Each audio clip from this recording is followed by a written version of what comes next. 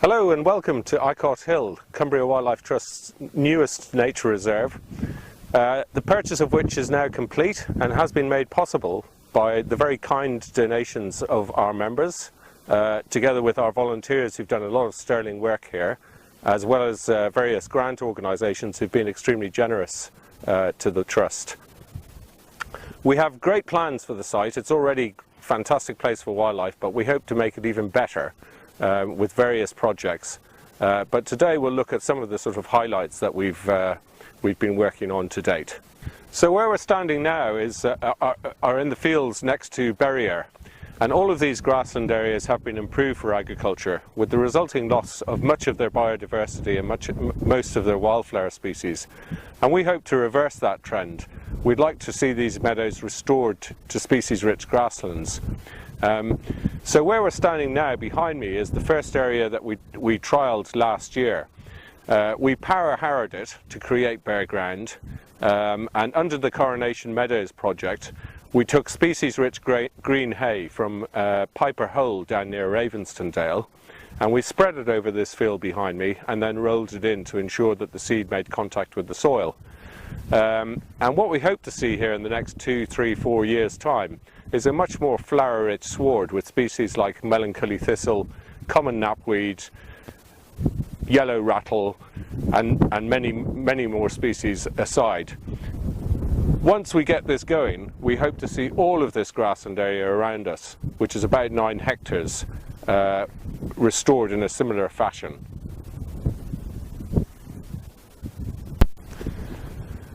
So I'm standing now on the edge of one of the complex swamp mire systems. These are absolutely fantastic wetland areas. It looks as if it's all grass behind me, but in actual fact there's no grass whatsoever. It's full of sedges, including 2 very rare sedges, which are few-flowered sedge and bog sedge. It's also absolutely fantastically rich in sphagnum mosses, lots of wetland species including cranberry, cross-leafed heath, Grass-of-Parnassus, and lots more besides. Absolutely wonderful, and a great place to see things like dragonflies. There are also very naturally rare crane flies, deer flies, perhaps not the most exciting thing, but really critically important as due to their rarity. So the more extensive grazing regime that we've put in place here at Eycott Hill Nature Reserve has already resulted in a really dramatic change in the vegetation. And as a result, the population of small mammals has absolutely exploded. This has also led to an increase in owls, and we are seeing more and more of these everywhere we look. And this is an owl pellet.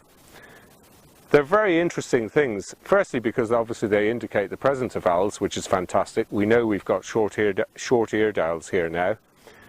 But they're also really useful things because we can open them up and dissect them and look at the various bones to establish what small mammals the owl has been eaten. This is the skull and jawbone that has come out of another pellet that we found. And we can look very carefully if we had a magnifying glass at the jawbone, and it would establish what sort of small mammal this is. And having looked at the teeth, we can say that this is a short-tailed vole, jawbone and skull. Okay, here at Eycott Hill, and you can see we're replanting an old hedge.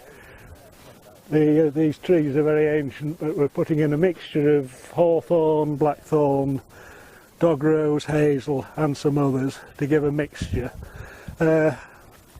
We're involved in quite a healthy activity out here, getting our exercise in the fresh air. I've been volunteering for the Trust for a couple of years, originally at Thackerbeck in Penrith and now up here, and one of the best things is, having been in Cumbria for a number of years, being able to come back and put something back into the fells and restore what was a overgrazed landscape.